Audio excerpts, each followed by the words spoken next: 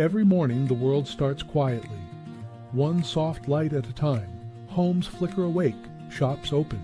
People take those first small steps into a brand new day. And in all of that ordinary movement, there's something kind of extraordinary. A moment worth noticing, a spark you feel before you even name it.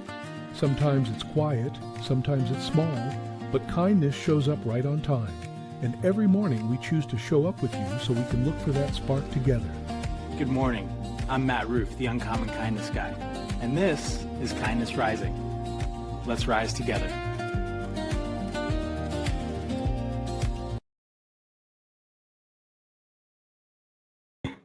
Where am I? Good morning, everyone. Good morning and welcome to Kindness Rising. Today we are going to begin a short series. We'll do a couple episodes here on a specific work, James Allen's As a Man Thinketh. Allen makes a bold claim. Thoughts aren't passive. They shape character, and character shapes our circumstances. Most of us assume that circumstances build us, but Allen argues the opposite, that we build our circumstances from the inside out. And as he writes, you are today where your thoughts have brought you, which leaves a very practical question. Where are your thoughts taking you next? Let's get into it here on Kindness Rising. I am glad that you are all here joining us, joining me, and those out in the community. Get involved in the chat. Say hello.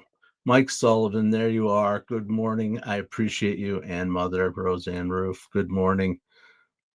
My loyal listeners, I appreciate you both so much. Really, honestly, it just means I know that you're there. I mean, it means a lot. And whoever else is out there, join the chat, jump in, say hello as we talk about James Allen's As a Man Thinketh and a couple of other things. But I wanted to share this. Mom, you probably recognize this, right? It was my father's book. My mother actually presented it to my child as a little reminder or a learning opportunity from her grandfather. But I started reading it. I picked it up. It was just sitting there, picked it up, and I opened it up. Open up the book, and I left the bookmark, and I've been reading through it over and over again, but I left the bookmark right where I had just opened it up to see what it was about. And the paragraph that I read says, the vision that you glorify in your mind, the ideal that you enthrone in your heart, this you will build your life by, and this you will become. I was like, oh, that's interesting, an interesting twist. Let me think. It caught my ear enough to start reading it. And so I started getting into it, reading it, highlighting it, thinking about it. And I want to share it with you because I think it fits very well with what we do here on Kindness Rising. And if you take James Allen's idea and you break it down to what's underneath there, this is what he's basically saying. You have thoughts. We all have thoughts. They're all in our head. And those thoughts that we repeat over and over and over again to ourselves. Some we reveal to others, some we keep within ourselves. Whatever it is that we are thinking about ourselves or about others, over time that becomes our identity. And then our identity is what shapes our behaviors, our choices. Those behaviors become habits, and those habits create our circumstance. So thought, identity, behavior, habit, circumstance, that's the path. Not to the back of the book, to the front of the book. I just thought it was very interesting. And basically, that is just a more process-oriented way of saying that your thoughts become things. Remember, an architect doesn't begin with the bricks. He begins with the blueprint, the vision, something internal. And Allen suggests the same pattern for our lives. Interestingly, though, neuroscience has been catching up to this. Neuroscience says, yeah, it's supported by science. term neuroplasticity, which we've talked about again before, but that's basically the idea that your brain rewires itself around whatever those circuits are that you repeatedly activate. It's habits, excuse me, habits or what you do every day. Your brain starts to rewire itself around those. And if you've ever changed a habit or overcome something, learned a new skill, those kind of things, which we all probably have done in our lives, you already know the answer. The answer is internal first, external second. And so here's a question for you all to think about while I talk about it, maybe, and maybe you can talk about it too. The question is, when was the last time a change in your thinking came before a change in your life? I bet it's happened. If you sit with it for a second and are a little self-aware, perhaps you have a moment or a period of time in your life where you thought about something differently and all of a sudden everything changed. And I'll talk to you about mine, and I'd love to hear about yours. The idea of thought before life, that really clicked when I realized that my purpose isn't defined by my career, but it's something that I apply to my career.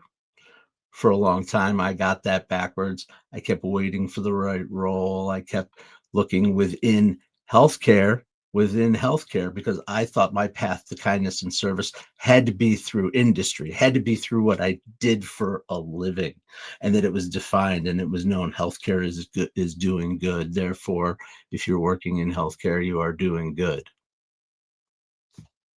right? Well, all that doing good, all that doing good for the greater good was actually not doing very good for me for years, especially when I was in the world of healthcare operations, for sure. On paper, it made sense. Work in a field where you're doing good, you're giving back, and you're serving the world, and you will be doing good, working and serving the world. But internally, it just didn't make sense to me. It didn't make sense. I am very proud of what I built in that career. There's a lot of things that I did. I don't need to rattle off my resume, but I had many successes despite being miserable a lot with it. And I spent a long time trying to make that mismatch work because I believed my purpose came from what was outside of me rather than what was inside of me. I know now that purpose works the other way. Kindness and service aren't about the industry, they're about the mindset, the thought that comes first. That's what you carry with you. And when the thought changes, the life follows. I look at it this way: kindness becomes the lens, not the job description. And when that lens changes, you can serve from anywhere. From anywhere. That's what I'm doing now. I'm serving from here. I'm serving from right here in my basement with you. I'm serving when I'm out there in the world trying to help businesses grow. I'm serving when I'm trying to help entrepreneurs and founders and others get their voice heard in the world. That's still serving. That's serving the world. What I can do. I could try to spread some kindness in the morning. I can network with people and help them to spread their kindness and their message of good work for good people. That's something I can do. And that's just as noble as working in healthcare. And it fills my purpose of kindness and it matches what I want to do with my life and how I like to spend my time and the things I like to talk and think about. Um, and so that is my ramble about my story of how I shifted from external focus, had to be the industry, had to be working in an industry that was doing something good, giving back in order to be considered good and giving back. Two, I can do that from anywhere. And So that is what struck me about As a Man Thinketh. It kind of was like, oh, I did that. I did it without even realizing it. Wish I had read the book 30 years ago, maybe. But I'm going to continue to lead into this idea. I will lean into this idea because I know that why thoughts will become things, are becoming things. And that stops becoming philosophical and starts being practical when we move it into action. Can't Thoughts are awesome. I'm it's important. It starts with thoughts. It's the foundation. But I also know that you have to take the right action. Daniel Allison, good morning. Welcome in. How you doing, buddy? Have you had your first sip yet? I'm having mine right now. I appreciate that you have come in and joined me here. Absolutely. Welcome on board. And Reggie and Rusty, they've been thinking about this and what it means for them too. I've been thinking millionaire thoughts all morning, How do those smell? like leather seats and passive income. How many action items? 0. But the thoughts are caviar grade. Your actions are off-brand canned tuna. Manifestation is a process. So is making a sandwich. Start there.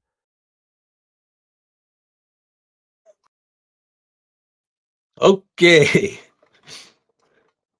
The continuing adventures and evolution of Rusty and Reggie.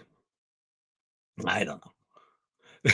It's fun. It's fun. But the point is exactly that, which is Rusty thinking his millionaire thoughts, but never taking actions. How many action steps? 0. And so that's where our agency comes into play and where we need to start making choices about our actions. Absolutely. We're going to talk about actions, the action step. Maybe I set that up just a little too soon, but that's tomorrow. We're going to continue the conversation about James Allen here on Kindness Rising, just like we do not James Allen, but we do show up. I show up every weekday morning, 7:30 a.m. Eastern, to bring you a little hope, humanity, and heart, a little bit of maybe some sage advice, some things that I've learned along the way to build our community. That is what I like best, is when we are building our community together. Absolutely. Absolutely. So get involved. Tell me what's up. When was there a time that your thinking maybe changed the way you behave, change your entire world, change the way you thought about something, change the way you thought about something, changed the way you live? That's what I was trying to say, but apparently struggled with it. But I do want to shift. Because I like to. I haven't done Kindness Spotlight in quite some time, and I think it's important. It's important for us to multiply kindness and unlock growth for good people doing good work. And that is what Active Minds does. Active Minds, do people know this? It is actually an organization that leans into the principles that we've talked about with James Allen, but long before adulthood, actually. It's actually a youth mental health organization throughout the organization, and their mission is simple and powerful: to change the conversation about mental health for young people. And they do it in a way that aligns beautifully with Allen's thesis, that what we think about ourselves matters, because thoughts shape behavior, resilience, and possibility. Absolutely. Active Minds focuses on college campuses, high schools, and young adults, because that's where the internal narratives start getting written. It's where so many of us first meet anxiety, identity, purpose, stress, freedom, and fear all at once. But here's what I love. The Active Minds doesn't just talk to young people about mental health. They empower young people to talk to each other peer to peer, story to story, and campus to campus, so that the internal shared narrative shifts from I'm alone in this to I'm not alone, I have support. And when that narrative shifts within people's minds, the thought changes, and that thought becomes connection. That connection becomes resilience, and that resilience becomes action. So I think Active Minds is a pretty cool organization. Check them out. I meant to show their website, but I did not. And if you want to learn more, get involved, activeminds.org. They are a nonprofit organization, because when we help young people reshape their inner world, we change the outer world too. And I just keep smashing the thing. All right. Switching gears a little bit. Did you all see the announcement made yesterday by Mattel? Mattel Toys doing something playful but meaningful in the world of toys. They've started a new line of toys that is trying to help people see a little bit more of themselves in the dolls and the toys that they create. I think it's called Fashionistas, actually. I read about that. The Fashionistas. And over the past 18 months, Barbie has been working with an organization called the Autistic Self Advocacy Network. And they are making dolls now to feel more authentic to aspects of the autistic experience rather than just symbolic.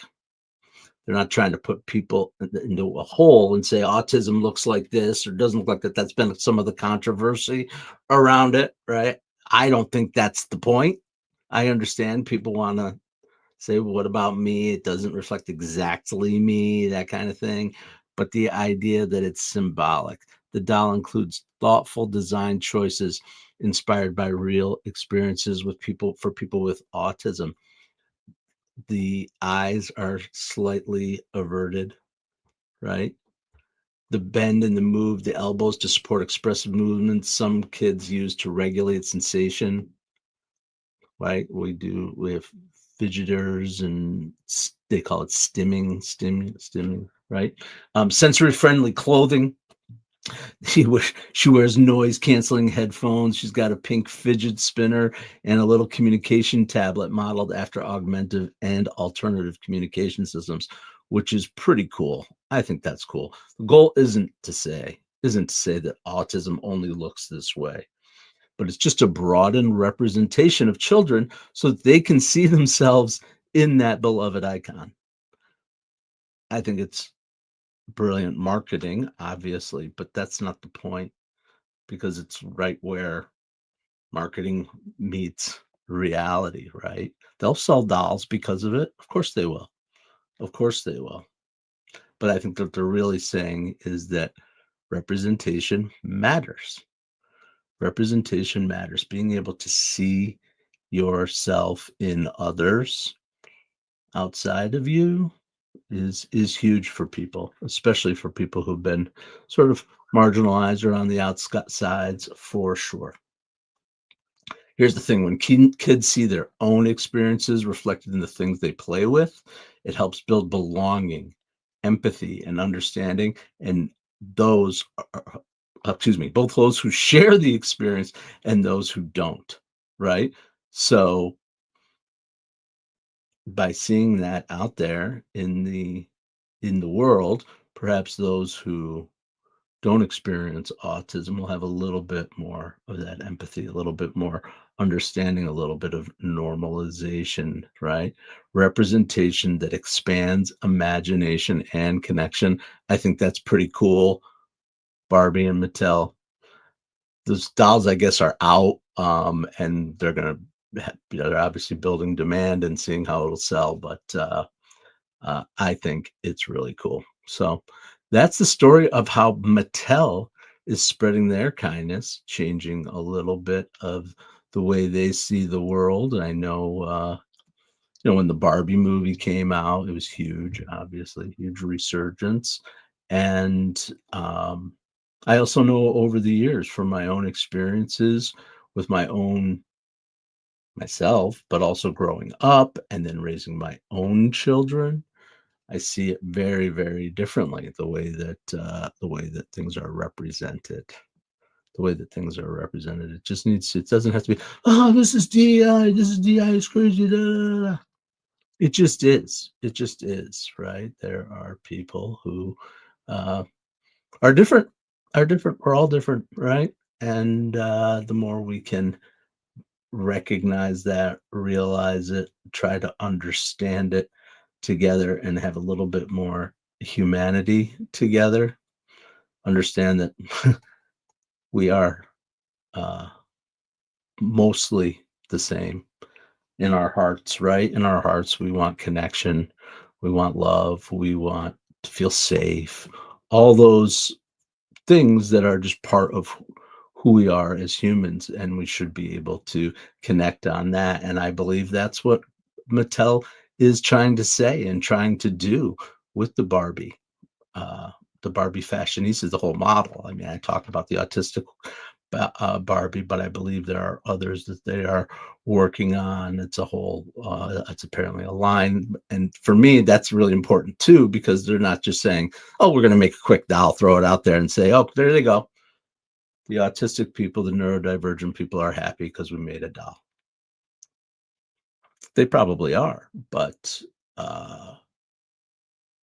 the fact that they're investing in an entire product line of individualism, of recognizing differences in people, it's pretty big, pretty iconic brand that is now just doing it, making it part of the world. That's cool.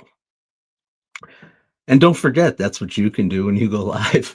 You can make your brand. You can show your world your values, your thoughts, your feelings. You can make connection with people. That's what I'm doing here on the Mornings in the Lab network. Don't forget to subscribe to the channel. Don't forget to get over to Mornings in the Lab with Keith, John, and friends. They're going to be waiting for you at 8 o'clock on the Mornings in the Lab network. And we have some more programming getting started up real soon. So be on the lookout for Cheryl Raphael Whitaker. She'll be starting her It Starts with Joy program real soon too. Did anybody else hear that? Holy moly. Two of my cats just screamed out. Obviously, they're chasing each other around. I think this little place I'm in is soundproof enough, but wow, it was loud. Be interesting to see what's going on. Very informative. Thank you, Carol Birdie. Thank you, Carol Birdie. Thanks, Aunt Carol, for showing up. I appreciate you every day. Aunt Carol, did you ever read this? As a Man Thinketh? That was my dad's book. Mom gave it to Deck, and Deck gave it to me, or I took it from Deck. And that's how we're here talking about that very thing today. Absolutely. Absolutely. So I do want to give you your little challenge for the day. Your compass and your call is very simple. It's a very simple one today. Plant one better thought and give it soil. That's 2 micro steps. Write the thought you want more of. Add one more environment cue that supports it, a reminder, a message to a friend, a note, whatever it is, because those little things compound. Whatever it is you want to do, write it. Write it in your head, write it on paper, write it on the computer. You could write it anywhere, because we'll talk about this a little bit more. He says it's already written on your heart. It's already written in your soul, and you know what it is because your thoughts are telling you what it is. It's just awareness of those thoughts. So I think that's really, really cool. So much goes back to Mr. Rogers. Absolutely. I mean, so much of what I talk about here every day is focused on the same stuff that we talked about. That's the whole point. Is these principles, these ideas. 03, like well over 100 years ago. Well, this says 1992, but that was obviously the anyway, early 20th century, 100 plus years ago, easy written. And it's all the same stuff. It still holds true because we are human. This is the human condition we are absolutely talking about here this morning. All right. So anyway, that's the beginning of our series on James Allen, As a Man Thinketh. I'll reread the inspiring quote that brought this subject to me. The vision that you glorify in your mind, the ideal that you enthrone in your heart, this will you will build your life by. This you will become.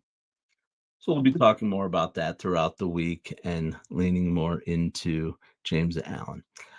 I appreciate everyone for coming out today. We're going to end it a little early, but we're going to get on over to Mornings in the Lab with Keith, John, and friends. I appreciate everyone for coming out. Don't forget to subscribe to the channel.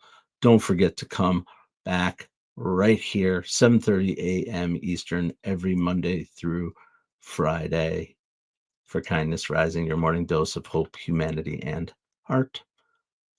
Thank you. All right. I forgot my official closing. You want to hear my official closing? No, this is what I think James Allen would say today. You can't always control the weather of your life, but you can choose what you plant. Circumstances don't make the man, they reveal him, and your thoughts become identity. Your identity becomes action. Action becomes habit, and habit becomes life. So be kind to your mind, build your life, stay uncommon, and stay kind. Okay, Matt, we got the memo about the Kindness Rising promo, but what exactly are we promising people? And is there craft services? Hey, I need snacks too. Gentlemen, focus. Kindness Rising multiplies kindness and helps people get up on the right side of the bed. So wait, we're not doing another angry headline show. Exactly. We rise above the negative, divisive noise. Translation, less rage bait, more high fives for humanity. And this is live, like actually live. Yep. We go live on YouTube and LinkedIn, 7:30 a.m. Eastern, every weekday. Wait, if it's live, what if I forget my lines? Then you improvise. Okay, so our tagline is basically wake up, tune in, and start your day with kindness. Exactly. Kindness Rising. Good vibes, practical tips, and a reason to get up on the right side of the bed. You heard the boss. Subscribe now before he makes us do a TikTok dance. Kindness Rising. Wake up, tune in, and let's make some good noise.